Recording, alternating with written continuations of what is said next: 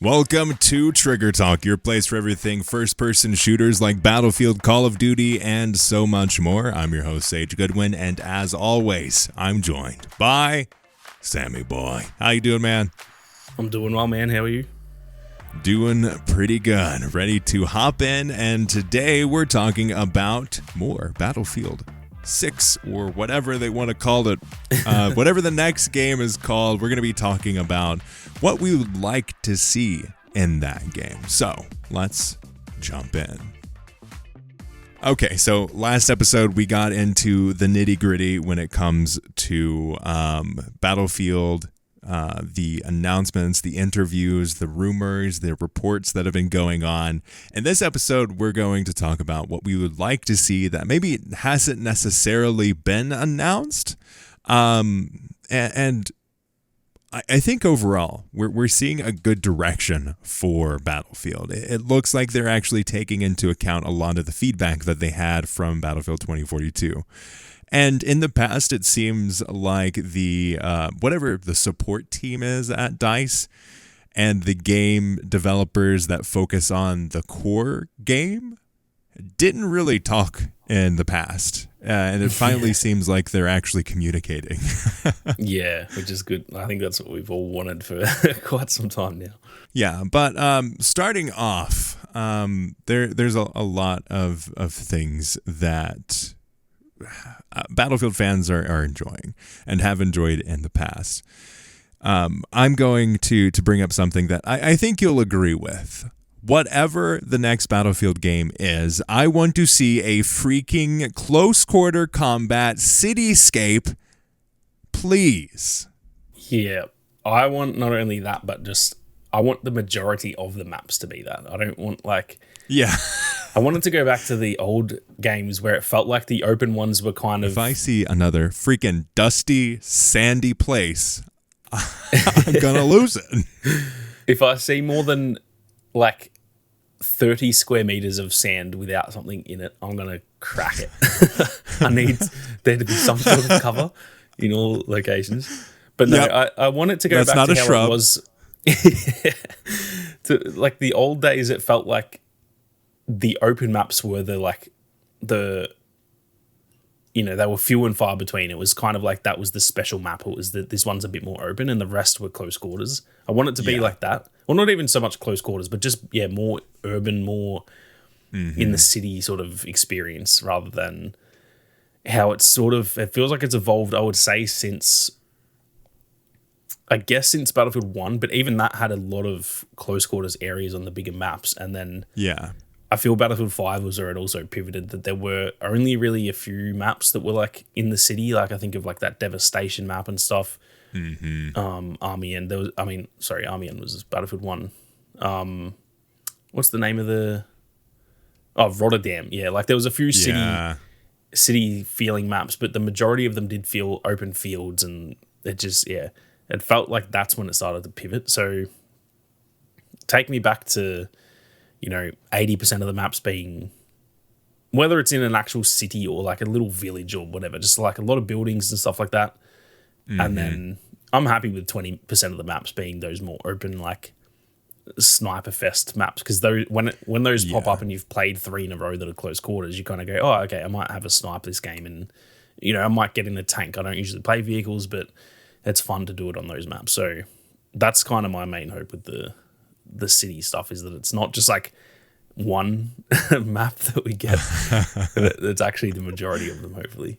Yeah, I think they need to. They desperately need to make up for the fact that they're. I'm gonna say it here, there was no urban map. Yeah, come at me, bros. There actually wasn't. Name I can't think of one. I think Kaleidoscope is the closest we have to an urban map, and that is just not even remotely not urban. It's surrounded by urban, and even then, it's the gaps. I don't know what architects they talk to, but buildings are not that far apart, and if they are, usually there's something in between. There'll be a little side street with something. It's just these. There were highways in between freaking.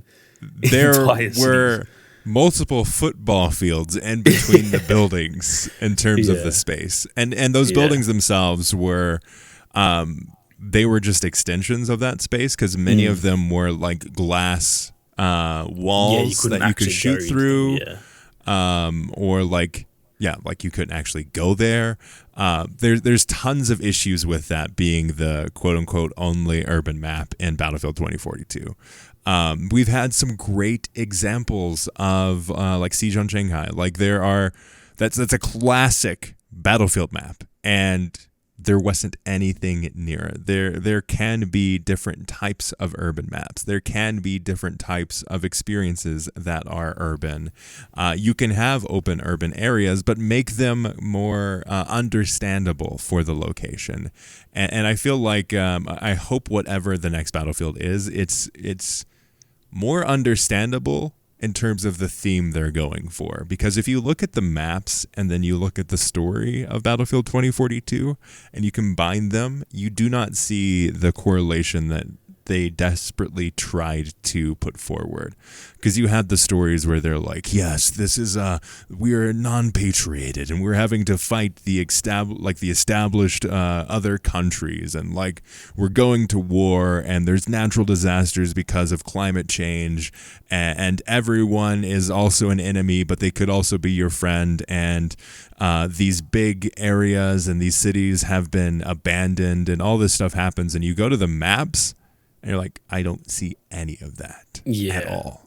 100%. That was one of my main issues with most of the maps, is that they didn't feel like, it kind of felt like, why are we fighting over this location right now? Because there were a couple, don't get me wrong, like Orbital, that kind of made sense. You're fighting over a big, like a space station type situation. So that kind of made a bit of sense. I guess Manifest being in the shipping yard, that kind of makes a bit of sense, but even then, not so much. Yeah. But why are we in the middle of a freaking field in Sweden? Yeah, exactly. And like, I love that map, but it just, I don't know, they just didn't feel believable. And when you're fighting over a city, the story is instantly told. That's a pivotal city that you need to take control of, and you don't have to tell the story. Everyone knows what you're doing there. When you look at look at every war movie, say like a Black Hawk Down or something, just like the classics, they're always fighting over some sort of city or some sort of pivotal strategical location. And it gives them a bit of believability when those maps, again, looking back at all the Battlefield 3 and 4 maps, they just felt like, I can see why we're fighting over this location. But fighting over open fields. And I think the exception to that is probably in Battlefield 1 and 5, because obviously the landscape of the world was a lot different in World War One and World War Two, so there were a lot of open fields. It wasn't always big cities and stuff, but it just feels so much more believable. I'm looking at the link that you sent, the Tom Henderson article, and the concept art in that. Like, that is what I want. Just like a really crumbled urban location, and there's a chopper flying through, and there's dust, and like that reminds me of Battlefield 3. And I just want that so badly again. I want to feel like this is a lived-in world. If you look at the concept art here, that embodies it. If you look at Battlefield 1, I think was the best example of something that felt like a lived-in world. Like, it felt like people had just left these locations or were hiding somewhere in the city. Like, it did not feel like no one had been there ever. And I really appreciate that. And I hope, and I feel like Battlefield 4 and Battlefield 3 also have maps like these, but I think Battlefield 1 was the clearest example of this. And also the maps were so intentionally designed that it was so well thought out, and I really appreciated that. Yeah, I Battlefield, if they can nail that vibe of Battlefield 1, obviously not the era, but just that grittiness, and like you said, the maps all felt designed so well around not just the layout and the gameplay loop and stuff, but like it just felt like you were in an actual real war location. I think of St. Quentin's Scar, and like it was like a beautiful location of like green fields and stuff. It looked really nice, but like the whole point of it being St. Quentin's Scar is that it had that black, like the muddy section with all the shells and stuff. and then in the center there was buildings broken down and stuff. Like it took a really nice location that that before the war that would have looked really nice, and it was a picturesque like landscape. Yeah, and they put a war in that location rather than just in. I feel like in 2042 they didn't really. Not that this is a word, but they didn't warify the maps. It didn't feel. I remember that whole discourse around Kaleidoscope and like, why is there no debris? Why is there no, it doesn't feel like a war. And they said like, we want this to feel as though it's the first battle in that location, but I just don't think that works. I think the places need to feel war-torn. It just feels so much more enjoyable if you're playing around a city that's pristine. Like that it's like, why are we here right now? This doesn't. It feels like there should be like civilians walking around, not soldiers and stuff. So yeah, I think that's a really big thing. As much as I do think at the end of the day, the layout of the map in terms of like the flow in the gameplay loop, that matters more. Realistically, you could play in a grey box, and as long as the map plays well, it doesn't necessarily matter how it looks. But I do think it's a big thing for a lot of people that it feels authentic. That's one thing Battlefield always did really well. And I think as far back as like every single Battlefield outside of, I guess, 2142, because that was in the future, obviously, but go back to like 1942 and all Battlefield 2, all the old ones, they all did that really well. So I think that's a big thing to get back to, is just that like authenticity that Battlefield brings. Whereas you look at a lot of other games like your Fortnites and stuff, they're unrealistic, and that's fine because they're not trying to be realistic. But that's a big selling point for Battlefield, is that it's kind of like the mix between a Call of Duty and like a war simulator. Yeah. I just want to see some desperate momentum in that direction. And I think there's a lot of potential there. I also want to see... I want to see a focus on why they're making a Battlefield universe. Like, how are these things going to be benefiting me, the player, and not benefiting you, the stockholder? If that makes sense. Like, I want to see something that I can actually enjoy if they're going to do a battle royale.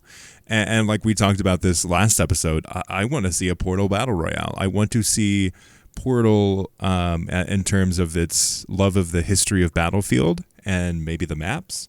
Like, could you imagine if in this Portal battle royale, if you will, you playing on some of the most popular maps, but in the form of a battle royale? Maybe those maps are expanded to fit that view.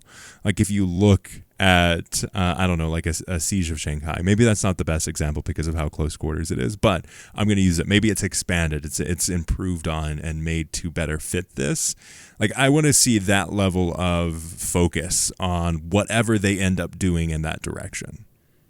Yeah, that's like something that I think is such a easy opportunity for them, is that you look at game, especially when it comes to like Warzone, because that is built on Call of Duty. So it's got the maps and stuff, and every like Warzone map, and even I guess with Blackout as well, there's been like, they design the map and they design the overall layout, but then they put old maps into the map, and there's usually at least maybe 7 to 10 Call of Duty maps that go into a Battle Royale map. And it works so well. It's just like a little location where we already know that map works well because it's a classic, right? And you put it in there and it fits, as long as its surroundings, tie it together well.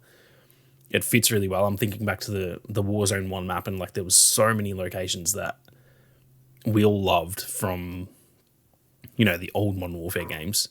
And it's such an easy thing for them to do in a Battlefield 1 as well, where, like you said, Siege of Shanghai, you could just plonk that in the middle, like the entire middle of this Battle Royale map, and have that as like the, in Fortnite, there was like tilted towers. That's like the main, the hot drop, as everyone calls it. Like they could just call that city Shanghai. It just could be called Shanghai, and you're going over the map, you're about to jump, you and the boys drop in Shanghai, and it's just the exact same map. That would be so perfect to put into this game, but there's so many from Battlefield.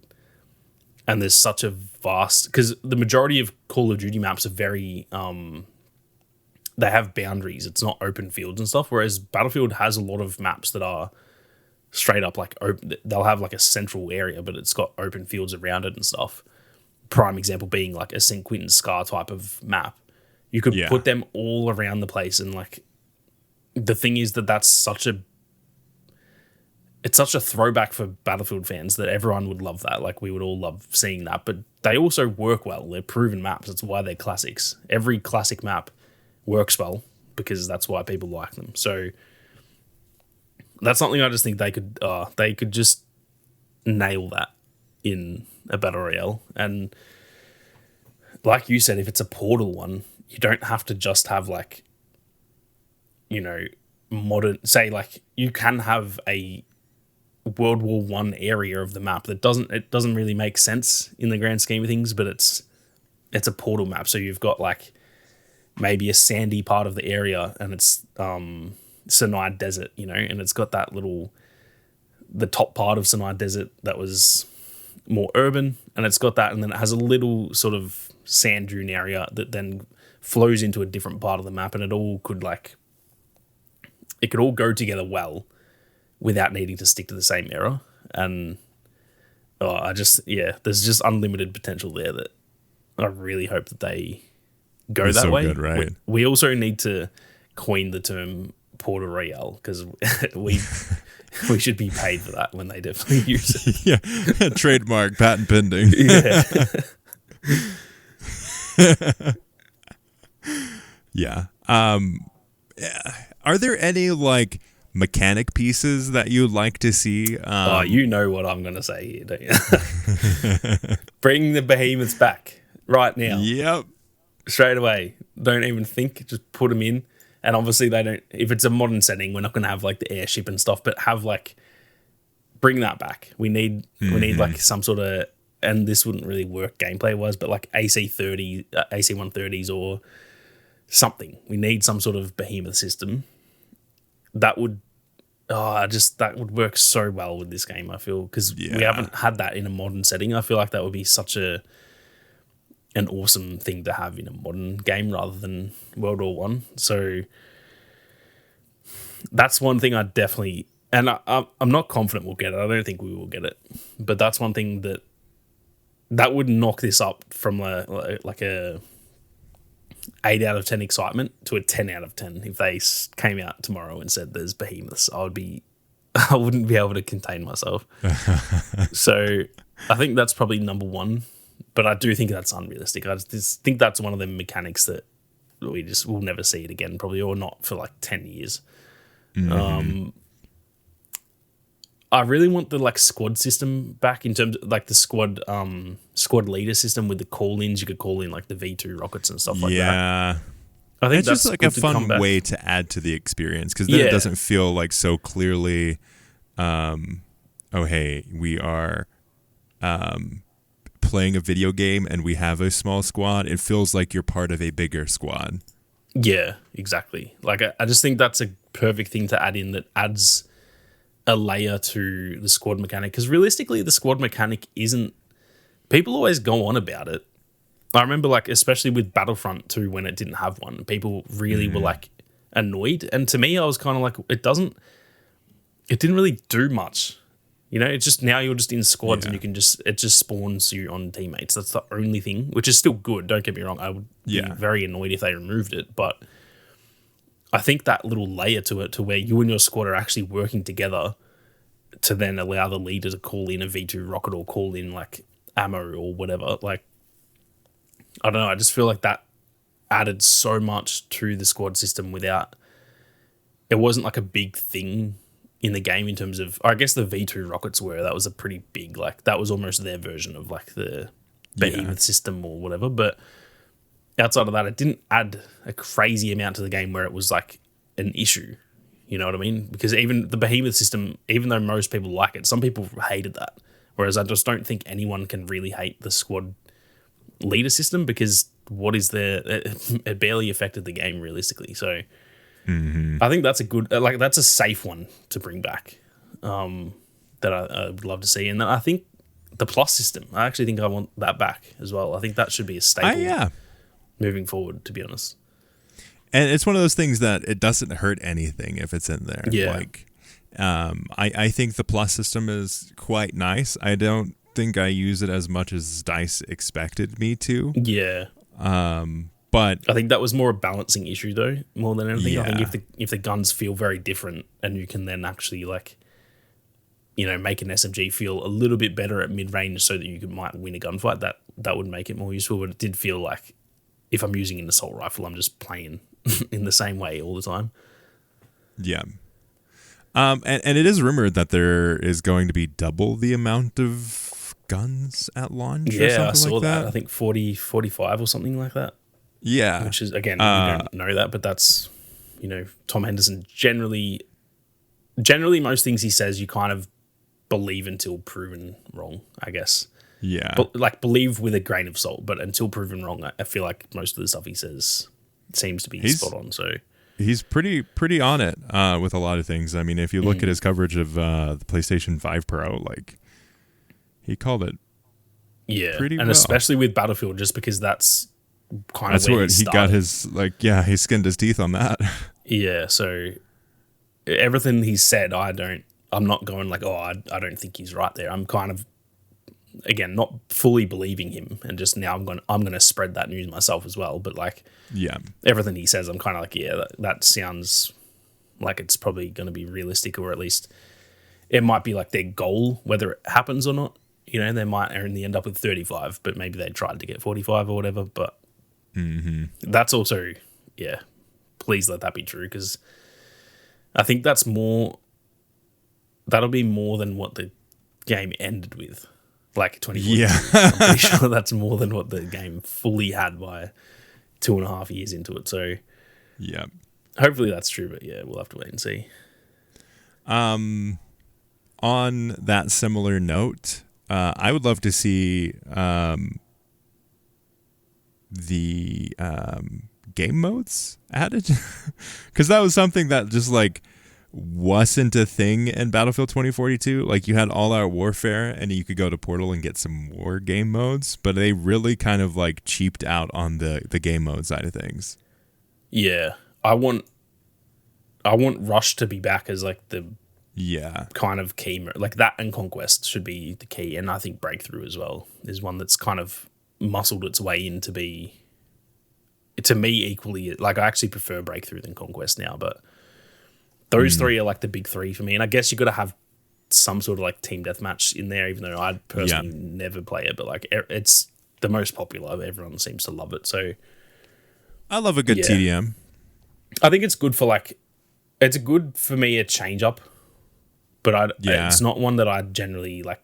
I will play it as like a warm up. If I'm like streaming or something, I'll be like, all right, let's play one game of TDM.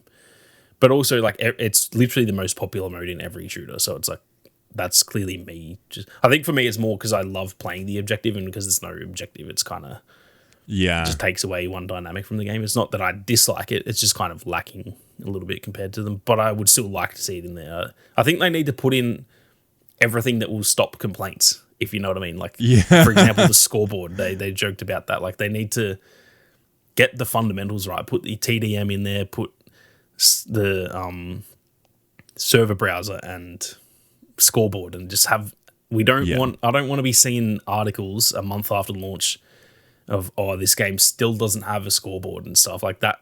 As a fan, is so annoying. There's nothing more annoying. And then like you get friends that will send you, this game looks terrible. It doesn't even have a scoreboard, and you're kind of like, just end my misery, please. Yeah. No, I completely agree. I think you're on the right track with this. Game needs to have every single thing that people complained about, or at least most of the things, the big things that everyone complained about with Battlefield 2042. They kind of need to address it. They kind of need to fix it. For me, it's probably the biggest thing that I didn't think of until just then is server browser. That needs to be there day one.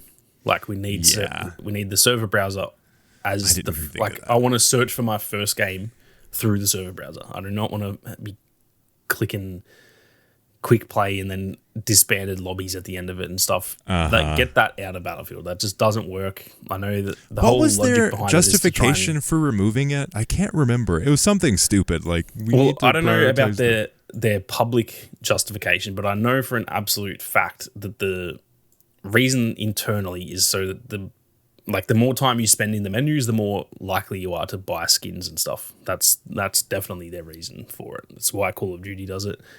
I'm pretty sure Byron Bede probably was a big part of that with 2042, because I think he came in just before, like about a year out. If I'm thinking of the same dude, I know that there was 2 people from Call of Duty. I can't remember if it was Byron or another dude that came in about a year out from 2042, but yeah, that felt like one of those things where they just took it from COD, where it's like an analytics thing of like, okay, the more time that we can get people into the menu, the more likely they're going to buy skins, which is the complete opposite of how you should be.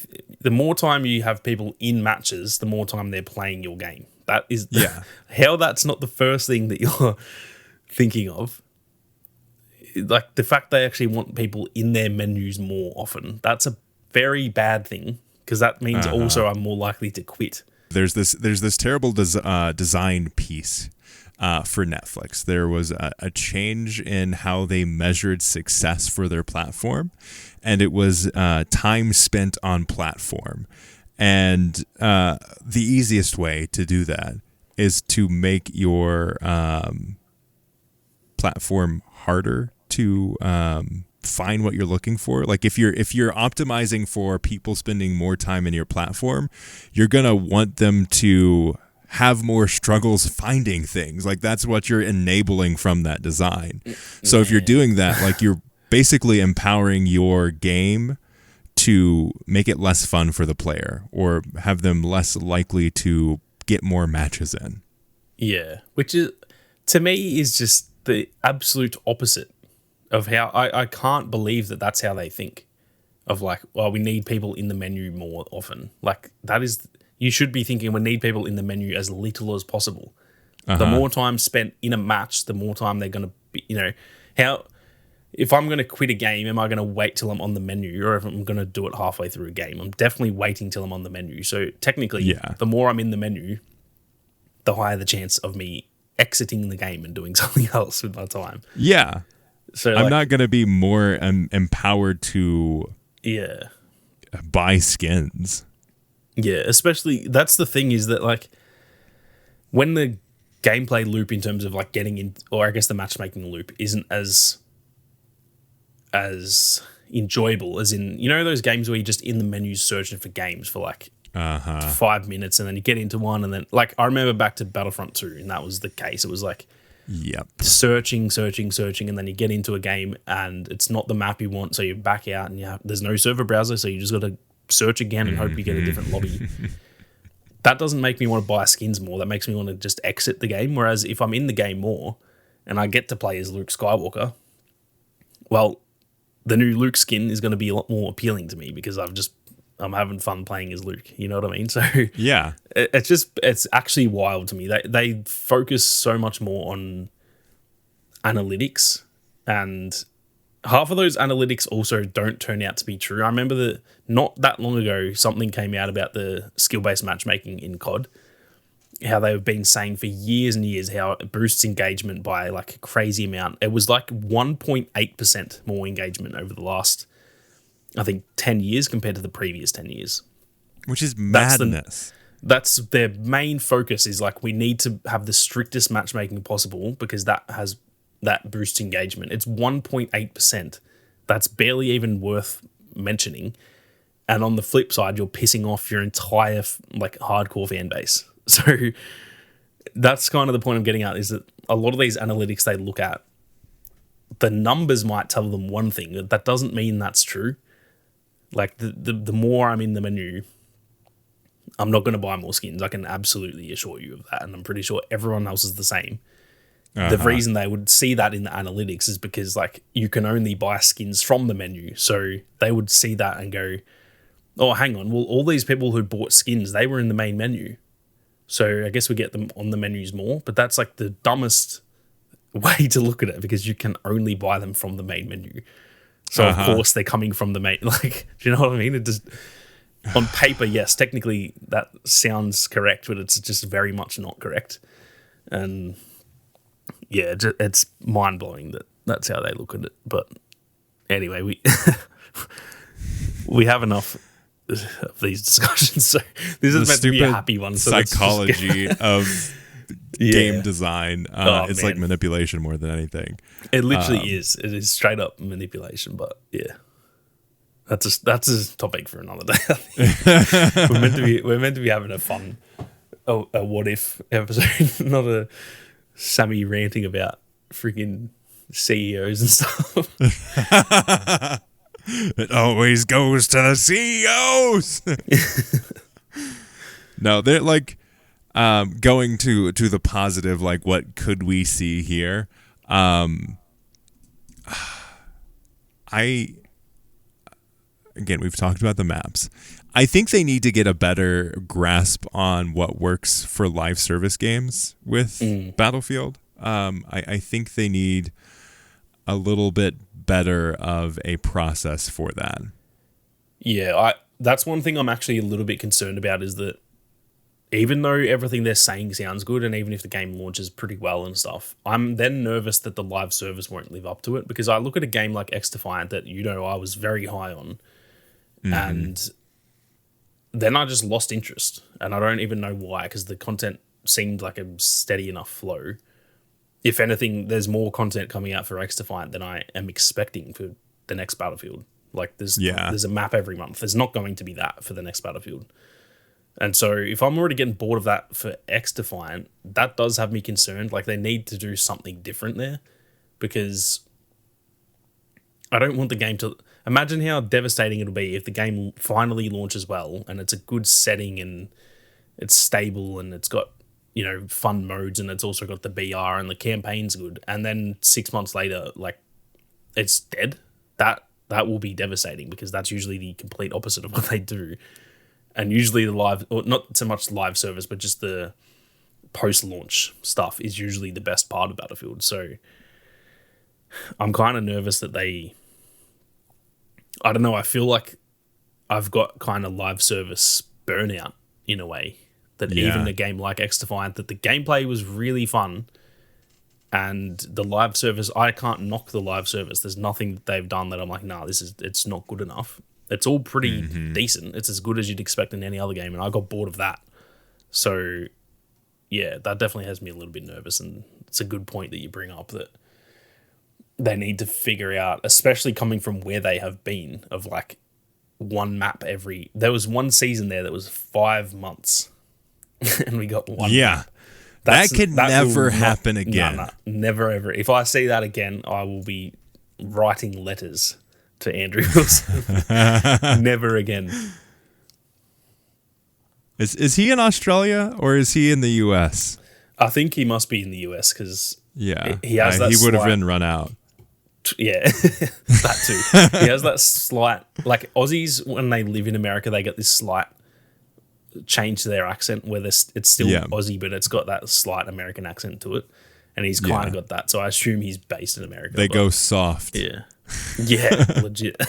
They lose that hard Aussie edge to their accent, and they just it's also very ugly. The Aussie American combo accent is not it. It's not a good accent. There's on the opposite side of it, there's one guy in the AFL over here, which is like the kind of like our version of the NFL, who's from America, and he's got the same sort of accent. It's like American crossed with Australian, and it's just so ugly. It's just such a bad accent. Oh, I just hate it. Tell us how you really feel, Sammy. I didn't know this. It's like deep problem, I guess. Yeah. The deep lore. So, and like you said anyway, with Andrew Wilson, I think he would have been run out of Australia by now anyway. Yep. I think so. Yeah, it's interesting that they haven't mentioned live service yet, or at least I haven't found much mention of it in my searches so far. Because it was around this time with it was, I think, earlier with Battlefield 2042 that we knew it was going to be a live service game. Yeah. Yeah, that was kind of like the thing that, kind of like the buzzwords that they needed to make sure it wasn't, there's no premium pass and stuff. That's like a big thing they need to get across to the community, but they haven't said anything about that. So I don't know if that's just because it's not, we're still a year away or so from the game, or if maybe are they gonna change it up and go back to some sort of, I don't think they'll ever go back to premium, but like, are they just gonna try some new take on it, or I don't know. Yeah. Or maybe it's believed that it's already a given. They're like, of course we're gonna do a live service game. Like, that's just the standard now. I don't know. I wonder what it's going to look like, because I think it's going to be very important that it kind of needs to be there, but it needs to be in a way that's different from Battlefield 2042. Yeah. They just need to find some way of like making it feel like the old premium pass but free, which I know is a lot. So adding some other form of monetization in there that's optional, I'm fine with. But yeah, it's interesting to see where that's going to go, because that's probably it. They haven't mentioned it because it's kind of the standard, which is partly scary if that's the standard, because like it hasn't really. There's been more. Their standards below average. Yeah, there's been more live service fails than successes. So it's kind of like, when you actually think about it, why is this the standard? It doesn't really seem to work for most people. So yeah, I'm not too sure. One thing I wanted answer to that know, question without going into COs or garbage. Yeah, to avoid that, one question I have about, since we're talking about what we want, what do you? And this is probably a very hard question to answer, but what do you want for the title of this game? Because I know what I want, but I want to hear your thoughts first. I want it to be called Battlefield. You read my mind. That's what I don't think they need to do Battlefield 6. I think it just needs to be called Battlefield. I think this is the time to do it. Yeah, this feels like the right one to do it with. It just feels like it's a bit of a soft reboot in a way of like, they've taken an extra year with it. They're all joking on Twitter about, it's got the scoreboard at launch and stuff. Like, it just feels like we're resetting a little bit. And I just would love for it to just straight up be called Battlefield. I don't see any reason they can't do that. Has there been a game just Battlefield? Because they all, like 1942 was the first one. I don't think so. There wouldn't have been just Battlefield. Even if there was, I don't think that's an issue anyway. That's exactly what I want as well.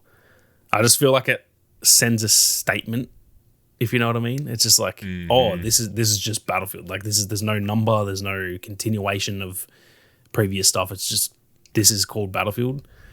It just feels right to me.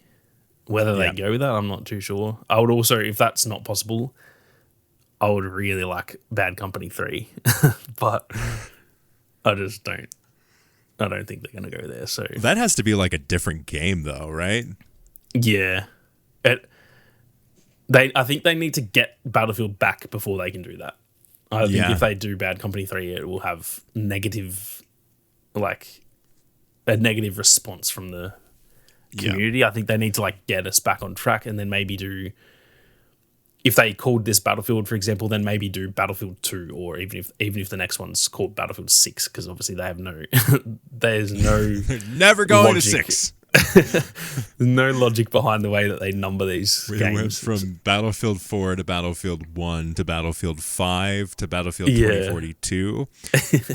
There has never been a consistency, because it was Battlefield 1942, it was Battlefield Vietnam, it was Battlefield 2, Battlefield 2 Modern Combat, Battlefield 2142, Battlefield Bad Company, Battlefield Heroes, Battlefield 1943, Battlefield Bad Company 2, Battlefield Online, Battlefield Play for Free, Battlefield 3, Battlefield 4, Battlefield 4 Final Stand, Battlefield Hardline, Battlefield 1, Battlefield 5, Battlefield 5 Definitive Edition, and Battlefield 2042. My God. It's It's the shambles of a franchise when it comes to the names of them. Yep. Oh my god. Yeah. And that's why though. That's why it feels perfect to just call this Battlefield. It just feels like we don't need another number. Battlefield 6 would feel weird because Battlefield 5 almost people skip past it because it had the V instead of it, so it was never titled Battlefield 5. It was technically Battlefield V. Even on the, not just the cover, but like if you looked at it on We're the not store. Roman. Why are we using their numerals? So it would feel weird to, I don't know, it just feels weird to be called Battlefield 6. So yeah. No, my guess is either that Battlefield or like it'll be Battlefield like in the same way subtitle. Like the same way as Call of Duty where it's like Black Ops and Modern Warfare. It'll be like, even though they've obviously used this with Battlefield 2, but like Battlefield Modern Combat or something like that. It'll be some sort of subtext, but Battlefield Modern Warfare. Imagine that. Throwing shots. Shots fired. Literally. No, I think what could be interesting is if we have like Battlefield and then there's the Battlefield subtitle, whatever the Battle Royale is, and then Battlefield subtitle, and then that stands for whatever the campaign is. And then it kind of like builds onto that idea that this is a universe for Battlefield. Yeah, 100%. And that's another thing that it's probably one of my bigger hopes with this game is that, which they won't do because that's just not how it works, but I would love for them to try and make this like a Rainbow Six Siege where we're playing this game for 10 years. I don't want the next Battlefield. I want them to, if it launches well, obviously that's the key thing. If it launches well and we actually start off the live service with like, man, we don't have to fix the game, then why don't we stick with it? Because I don't know, Battlefield feels like the type of game that could do that because obviously there's always new ones. But like, look at Overwatch and Rainbow Six and stuff like that. There's so many shooters, and Fortnite now. There's so many shooters out there that don't have the next one. It's just they just support that game. And even we've seen with Fortnite, that doesn't mean the game has to, because then people go, oh, but what about when the next consoles come out or what if it feels aged or whatever? Fortnite upgraded their engine midway through. Like, it's doable. So if they do just call this Battlefield and it's like a reboot, I just want to be playing Battlefield for 10 years. And it's just the same game, add so much to it in the live service. You can add little like spin-offs within the game, like the Battle Royale, for example. You could add another one down the line that's more, I don't know, Battlefield Tank Warfare, and it's just a tank mode. Stuff like that. There's so much they could do there. And I don't know. I'm scared of the thought that like we finally get one that launches well, and then we only have it for 3 years, and then we're back to, oh geez, is the next one going to be good or not? That's kind of my thing. I just think if the game launches well and if everyone loves it and if Battlefield's kind of back, just stick with it. And then that means that you don't have to have half of DICE working on the next one. Everyone can be all hands on deck, and you can have 4 studios supporting a single live service. Like, that's where I feel they could really push that live service. So again, completely like that. There's a 0% chance that happens. There's definitely going to be another Battlefield after this, but that's it kind could of my push hope. That from the 4-year cycle that we've been kind of used to maybe a 5 or 6 year cycle. Yeah, and that could be interesting. Be fine too.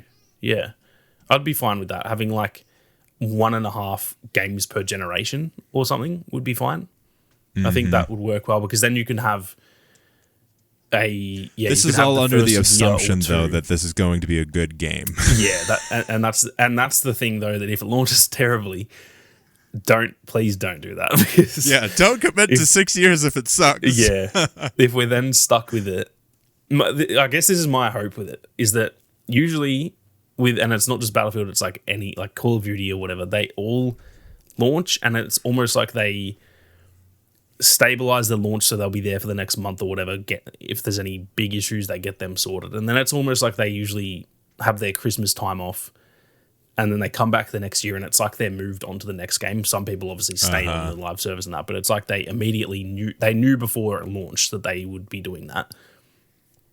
I want them to launch this one and not actually have plans set in stone for the next one and just focus on this for a bit. And if it's a bust, right, you'll be able to tell within a month if it's going to be good or not. Yeah. If it's an absolute bust, then yeah, just whatever, start working on the next one. But if it's looking really good, maybe go, all right, let's extend, like, let's just not start working on that for a year. Let's all work on this for 1 year, see where we're at. If it's still going really strong, we'll commit to another year and we'll all work on it. And then just kind of keep doing that. And then if it looks like it's dropping off or whatever, you can still have people supporting it. So it's not like the game has to be cancelled after 2 years. You could still have a 4-year live service, but split the teams back up like they usually do, where one's working on the next game and one's working on the current game. Mm-hmm. I just think that's how I want them to approach it, is just to go all in on this, launch it well, and then all focus on it. Don't, like, a month after launch, DICE Stockholm is already working on the next one. I just don't want that. Everyone lock in, and if it's a bust, then whatever, change plans. But I just think that's a really good way that they could do it. They could all lock in on it for 2 years, and even then after that, DICE Stockholm could go start working on the next one. That gives them another, like, if they're going to do 5 to 6 year cycles, like we just said, that still gives them 3 to 4 years to work on the next one. But they've just had a really good, strong 2-year live service. They're probably a fair way ahead on content. So then we still get our 3 to 4 year live service anyway. And then they're still making the next one after that. So yeah, I think that's how I want them to approach it. Again, that's like a 0% chance that happens. That I can guarantee that they'll already be planning the next one and stuff. But I just don't think that's the way to go. Yeah, there needs to be something to address the length of time that games take to develop. And we're seeing this in various ways. We're seeing fewer games come out and those games being bigger and bigger. But when those games are bigger and you're more reliant on a single game, it leads to some kind of like lackluster design, because you have to play it a little bit safer. Because you're betting a lot of money on this. It needs to be big. Yeah. It needs to do this thing and that thing. But like, maybe the change here is that they have this kind of like, maybe instead of moving most of the developers to the next game, they can keep half of them while people prototype the following game. So we have half that are on the new game, half that are on existing support game. I don't know. I don't know if that's viable. I don't know how these game development people and like companies are structured, if that would be even viable. But I think there needs to be something that addresses the length of time it takes. Yeah, 100%. And that's the thing though, that has like multiplayer games have that advantage of, say you look at, and I'd probably remove GTA because that's kind of the exception to the rule, that's taken like 12 years until it launches and it'll sell like $2 billion worth. So that's kind of an exception. But like, people go on about so many games of like, oh, we really now have to say like the next Last of Us, that's probably going to be like 5 years away. And it's only like a 25-hour experience, and then you're done. And then it's like, man, now that was really good, but now we've got to wait like a freaking decade at this point for the next one. Yeah. Whereas with a multiplayer game, when you like, it's not so much like you're waiting the whole time, because you're playing it the whole time. You clock thousands of hours on it. And so I think that's why it's this weird like situation where the games that have really short lifespans take like 7 years to make. Yeah. But the multiplayer games that we're all playing for ages, they take like 2 to 3 years to make. Like Battlefield's they've always been 2 to 3 year lifespans. And yet we're playing it the whole time. So why don't they actually take a bit more time with the next ones? Because we're still playing it. If people wait that long between, The Last of Us Part 1 and Part 2, surely they're going to wait that long for the next Battlefield game. So all the while, it's also making money from the, battle passes and stuff like that in the meantime. So it's a weird situation. I just feel like almost single player and multiplayer games are like backwards in their design a little bit, where you almost wish single player games were every 3 years and multiplayer games were every 10 years, but they have a 8-year live service or something. That makes more sense to me, but it's just weirdly not really how it works, even though it kind of should be how it works. Maybe not so much on the single player side. You can't make a game in 3 years when they're that good. But I do genuinely think if Battlefield takes 3 years to make, why don't we have a 8-year live service and support this game for 5 years, like the whole studio, like all these studios at once for 5 years, and then you've still got 3 years to make the next one, and it's an 8-year cycle, pretty much once per generation. Like that to me feels, provided the game's good, obviously, that to me feels way more viable. And it's not like we have to wait actually 8 years for the next one because we're playing it the whole time. On that note, that we brought up GTA earlier. The real problem, that's if GTA releases on time, is that GTA is also releasing next year. And it's not the first time this has happened. I think Battlefield 4 and GTA came out at the same time. Like it happened in the past. But there are rumors though that GTA will get delayed. There are some big rumors that it's going to be delayed because like of feels almost the various strikes I'm and pretty stuff. I'm pretty much feeling guaranteed that it will be 2026. They won't rush it, even though it's been a decade, so they haven't rushed it. But I do feel like it's going to be 2026, which I'm kind of keen for. I want them to take their time. I'd rather wait an extra year than have it be rushed. And like one of those things, there's always a bigger fish. Like if it's not this year, it could be next year. Are you going to really bet that this is going to... Are you going to move your big release because of another game? I'm not sure how good of an idea that is, but again, it's GTA. We haven't had one since the first game came out in 2013, so it's been 11 years. There's a lot of hype built up. So it'll be interesting to see. My question to you is actually about, I was thinking about this earlier. Do we maybe get this Battlefield earlier than we're thinking? You think it's going to skip the November timeframe? I don't necessarily think, and I also don't hope it does. I want it to be like October next year. That just feels right, and the more time, the better for me. But we said in the last pod that I didn't expect to hear this so soon. Yeah. So we are hearing pretty early compared to normal, for one. Two, with GTA, I think a lot of games will, they should try to avoid that. Yep. I think a lot of games are going to launch early next year because they're going to be thinking if GTA is 2025, it'll be like November or something. Yeah, it'll go for the holiday no one season even with any brain cells would try and be like, nah, I saw something about Ubisoft saying that, like, oh, this is good for games and we see it as competition. No, get out of the way. Like, if any developer was going to say that, Ubisoft's on the bottom of that list. Yeah, they're borderline going to go bankrupt, and they're like, no, we can take on GTA 6. No, you can't. You launching through games this year that have borderline no competition. They're like the two biggest games of the year, and then Outlaws hasn't reviewed overly well, and Shadows has got a lot of drama. So just stay in your lane, Ubisoft. But yeah, realistically, anyone should be avoiding it, and people will go, oh, that's like defeatist attitude. No, it's GTA. Get out of the way of that game. It should almost have 0 games launching within like 3 months of it. It should just be the only game that comes out, because it'll break records. It'll be the highest earning game of all time. It's going to do that. We all know that. And so I think a lot of games will go early to avoid that, because it definitely isn't, even if it's 2025, it's 100% not launching in the first half of next year. That's just like, they pretty much have already confirmed that. So yeah, I don't think Battlefield will, like, I think in the same way I just said about Ubisoft, I think EA would, even though it's kind of stupid, I think they would be like, nah, we're EA. Like, we'll put our game where we want.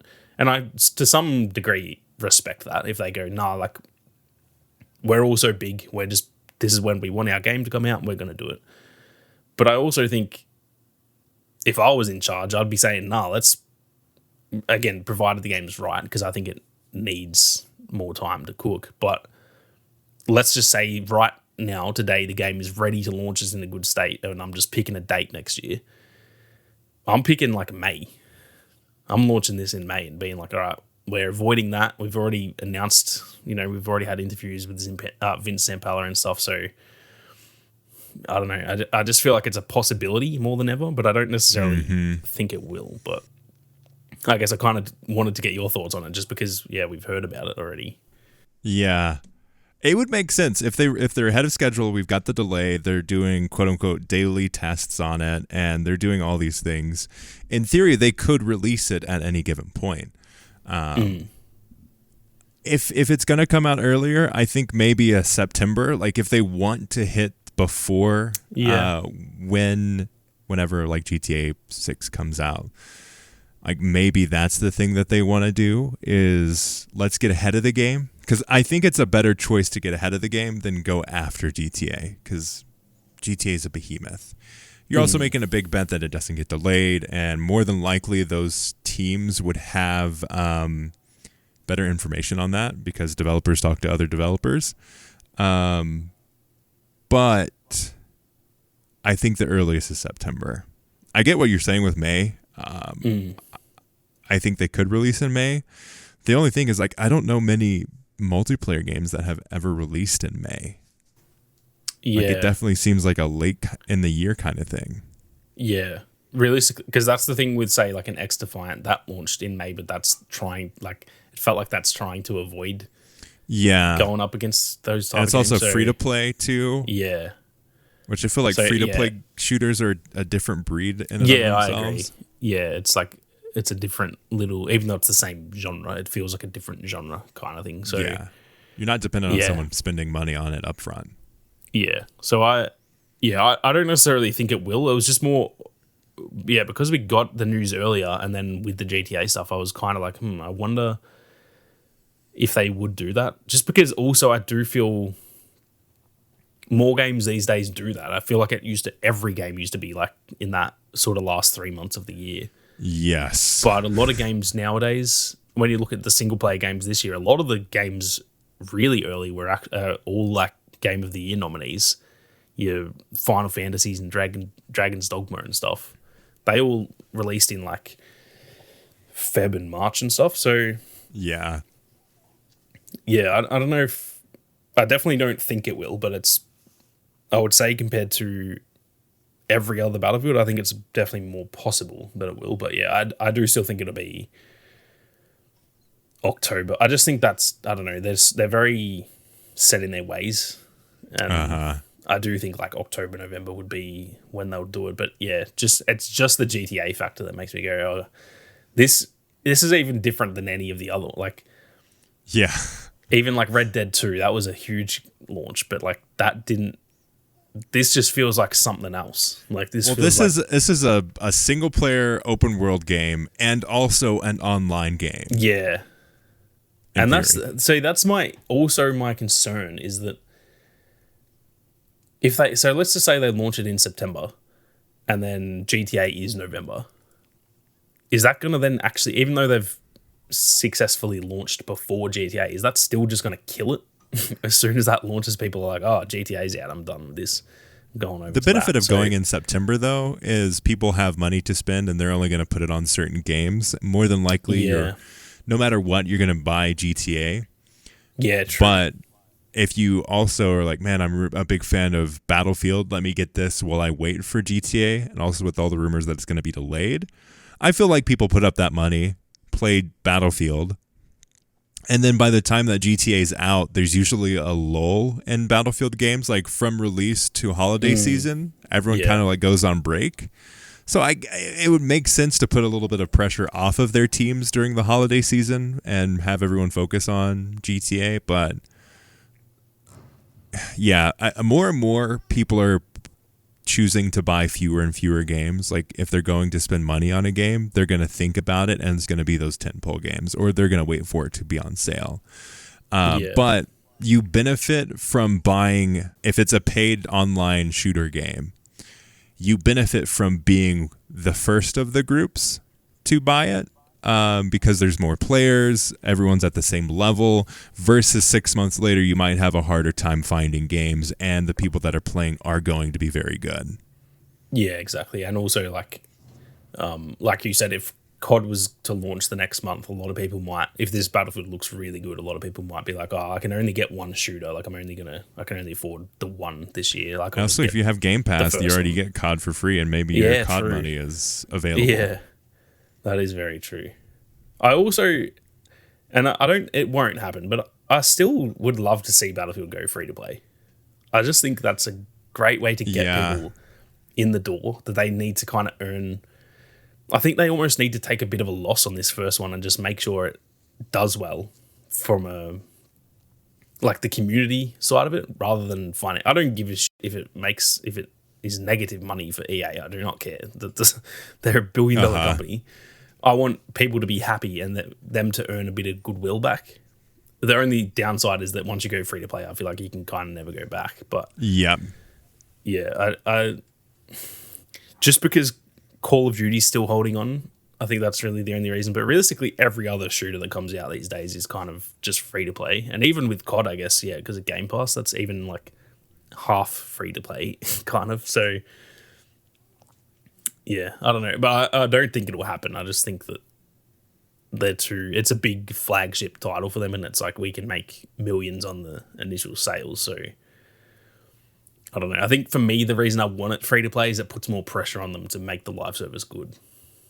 If it doesn't, if the live service sucks, they're not making their money. So I kind of want them to have that pressure, because if they sell 20 million copies and then the live service sucks, they don't care. They've made their money and they're on to the next one. And that's kind of what I don't want them to do. I don't want them to make a bunch of sales and go, yep, that's good enough. We've got our money. Let's just not care about it anymore. Because, we've been neglected enough in this fan base. Good, great. I'm so stressed about this live service potential because there is a lot riding on it. I like your idea that it would make them take it more seriously. Yeah. I don't think we're there yet. That's literally the only reason, realistically. I don't care about paying for the game myself. It's more just like, okay, if the game's free and even if it's good, you're making $0. So you give me something to give you money. Like, that's what I want them to do. Because, I'm definitely slightly nervous about the live service side of it. Just not even just from like the Battlefield perspective. I just think every shooter these days, it's just a bit stale. It's just a bit. Nothing really grabs me as much. I don't know if I'm just like getting older and I prefer single player games again now. Like I used to play a lot of single player games. Then I became like a shooter guy and just only played shooters for like 5 years. Yeah. And I don't know if I'm just getting older now and I'm like, it doesn't hook me, but I just, they really need to nail it, because no matter how good the launch is, even though that's what we've been begging for, like you and I have said countless times, they need to launch it well. Ironically, I'd rather them launch it poorly and have a great live service than launch it phenomenally and it's 10 out of 10 and it has a bad live service, because that... We got 5 months between seasons. Yeah. Like I'd actually, as much as I've been saying for so long, we need it to launch well. If you're giving me those two options, I'd rather a bad launch and a good live service every time, which is just like so hypocritical to what I've been saying for so long. But that's the part that I play the most hours of is post-launch, obviously. So it doesn't matter how good it launches. If you're giving me nothing after that, I'm going to get bored in a month. Even if it's a 10 out of 10, it's the best Battlefield ever, one of the best shooters of all time. If the live service sucks, I won't be playing it in 6 months. Because I've had that feeling with previous shooters before. Even like a Halo. Look at Halo. Halo Infinite launched pretty damn well. Died because it just didn't have the live service. So I'm kind of nervous about that situation. I don't want a Halo on our hands. Yeah.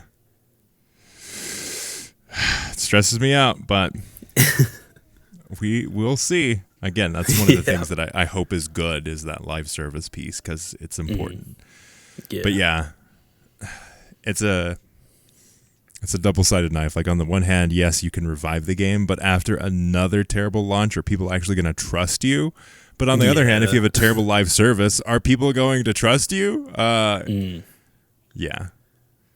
But yeah, it's a sticky situation, because even if people do trust them, we might be begging them, like, please give us more, and they just don't, and then it dies off anyway. So it's like, yeah, it's such a sticky situation, just because, like, they need to kind of nail two different games. They need to nail the launch, the actual game itself, and then they also need to follow that with another really successful live service, which is almost a game of itself. So yeah, it's going to be very difficult work, and that's still why I'm excited for it, but I'm going to try and be cautious, because I don't want to get too excited and then it ends up flopping in one way or another. Yep. We shall see. But let us know your thoughts in the comments below if you're watching this on YouTube, or contact@uplinkpodcast.com. We'd love to hear your most wanted things in the next Battlefield game, and also, like, what do you want from a good live service? What is a good live service now? Would love to hear your thoughts on that. As always, check out Sammy Boy's YouTube channels. If you're into Star Wars, check out Star Wars Uplink. And as always, we'll see you later, video gamers.